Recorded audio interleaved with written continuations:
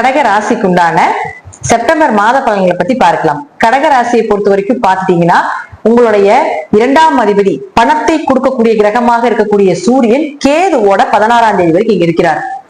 பொதுவா கேது அப்படின்னு சொல்லக்கூடியவர் எந்த இடத்தில் இருக்கின்றார்களோ அந்த இடத்தினுடைய விஷயங்களை அவர்கள் பிரதிபலிப்பார்கள்.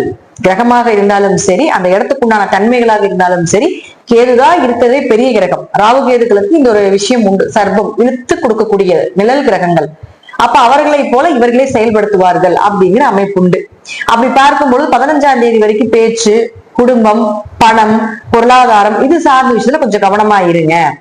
அதற்கப்புறம் பாத்துட்டீங்கன்னா உங்களுக்கு சூரியன் 3ஆம் வீட்டுக்கு வந்துடுறாரு. அதற்கப்புறம் ஓரளவுக்கு பண வரவு, பொருளாதார வளர்ச்சி இதெல்லாமே நல்லா இருக்கிறதுக்கு வாய்ப்புகள் உண்டு. கேதுவோடு இருக்கும்போது தடை, தாமதங்கள், விரக்தி, பணம் வர வேண்டிய இடத்துல வரல, சம்பளம் கூட கைக்கு வரல, அதுவும் பாதியதான் வந்துச்சு, என்ன ரீசன் தெரியல அப்படிங்கிற அமைப்பு எல்லாமே இந்த கடகத்துக்கு நடக்கும் 16ஆம் தேதி வரைக்கும். அதற்கு மேல உங்களுக்கு நன்மைகளை கொடுக்கக்கூடிய அமைப்பை ஏற்படுத்தி கொடுப்பார். அடுத்தது புதன். இந்த சூரியன் கேது சேர்க்கை அப்படிங்கிறது பாத்துட்டீங்கன்னா பித்ரு தோஷத்தை சொல்லக்கூடிய ஒரு அமைப்பு. அப்ப உங்க ஜாதகத்துல இந்த சூரியன் கேது சேர்க்கை இருந்து பித்ரு தோஷம் இருக்கக்கூடியவர்களாக இருந்தால் இந்த காலகட்டங்கள்ல பித்ருக்களுக்கு வழிபாடுகள் செய்யும் பொழுதும் திதி தர்ப்பணங்கள் கொடுக்கும் பொழுதும் ஒரு வளர்ச்சியை கொடுக்கும். அப்போ இந்த கட்டத்துல உங்களுக்கு சூரியனும் கேதுவும் சேர்க்கையாக இருந்தால் கொஞ்சம் கவனமா இருந்துக்கோங்க.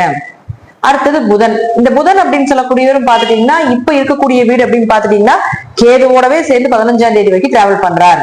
அப்ப ஜாதகத்துல புதன் கேது சேர்க்கை இருந்தா இந்த குறி சொல்றது, சாமி ஆடுறது, சித்த மருத்துவம், கை மருத்துவம் பண்றது, படிப்பு கொஞ்சம் தடை ஏற்படுறது, ஆனா படிப்புக்கு மீறின ஞானம் வர்றது, இதெல்லாம் இந்த புதன் கேது சேர்க்கைதான்.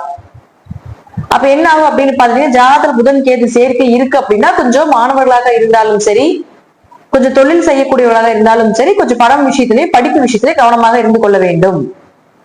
அதுவும் ஒரு 15ஆம் தேதி வரைக்கும் தான். அதற்கப்புறம் பாத்தீங்கன்னா அவரு உங்களுக்கு கன்னி வீட்டுக்கு வந்துடுவார். தன்னுடைய சொந்த வீடாக இருக்கக்கூடிய ஆட்சி உச்சம் பலம் பெறப்போகிறார்.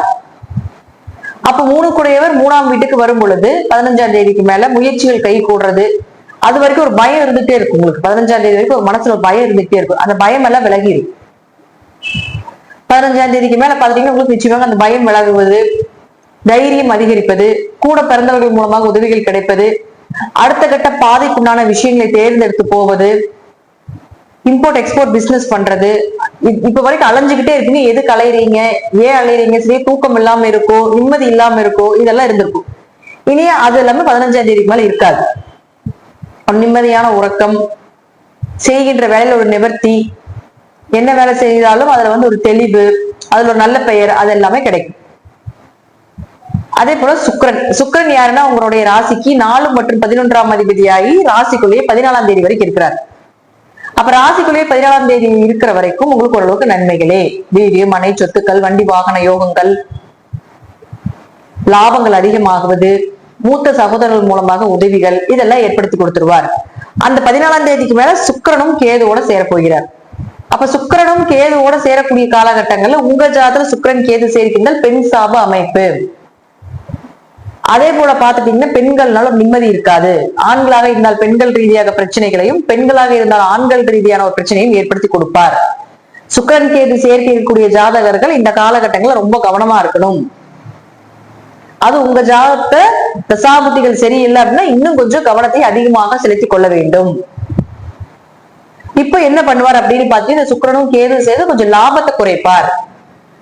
ஒரு இடம் மாற்றம் பண்ணலாம், ஒரு வீடு மாற்றம் பண்ணலாம், ஒரு மனசு தெளிவு இல்லாம இருக்கிறது, முடிவெடுக்க முடியல அப்படிங்கறதெல்லாம் உங்களுக்கு 14ஆம் தேதிக்கு மேல பண்ணுவார். அதற்கு முன்னாடி நீங்க என்ன பண்ணாலும் ஒரு இடமாற்றம் பண்றீங்க, சொத்து சம்பந்தப்பட்ட விஷயம் பேசுறீங்க, ஒரு அக்ரிமெண்ட்ல கையெழுத்து போடுறீங்க, ஒரு பெரிய ப்ராஜெக்ட் ஏதாவது போய் பண்ணக்கூடிய ஒரு சூழல்கள் இருக்கீங்க, நல்ல விஷயங்கள் எல்லாமே 14ஆம் தேதிக்கு முன்னாடி பணம் சார்ந்தது, பொருளாதாரம் சார்ந்தது 14ஆம் தேதிக்கு முன்னாடி வைத்துக் கொள்வது சிறப்பு.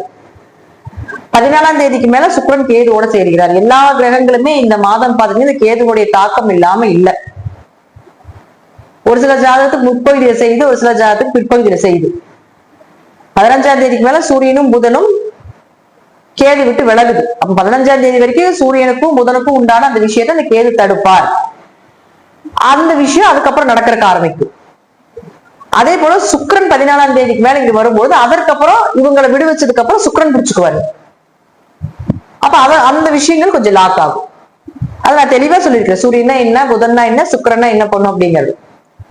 அப்ப அதெல்லாமே கொஞ்சம் கவனமா பார்த்து செயல்படுத்திக்கிட்டீங்கன்னா எந்தெந்த நேரம் என்ன பண்ணணும் அப்படின்னு கரெக்டா பிக்ஸ் பண்ணி பண்ணினீங்கன்னா அதெல்லாமே உங்களுக்கு சக்சஸ் ஆகும். அடுத்தது செவ்வாய்.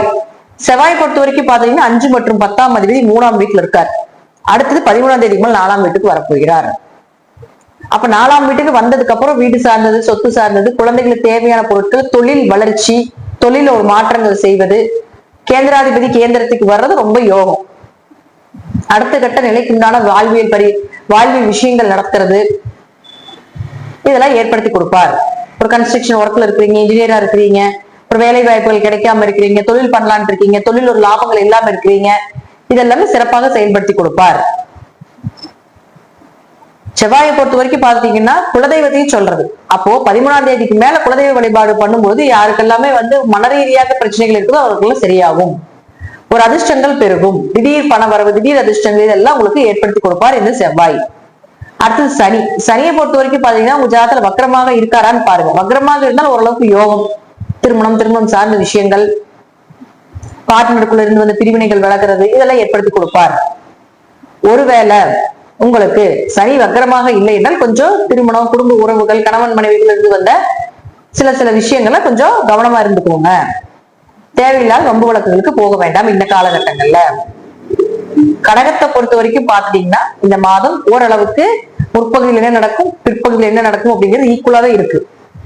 சோ அதெல்லாமே நன்மைகளை ஏற்படுத்தக்கூடிய காலகட்டங்கள் எது அப்படின்னு பார்த்துட்டு சரிவர செய்து கொண்டால் இந்த மாதமும் கடகத்துக்கு நன்மையே அதிகம் அப்படிங்கிறதை நம்ம இந்த பதிவின் மூலமாக நம்ம தெரிஞ்சுக்கலாம்.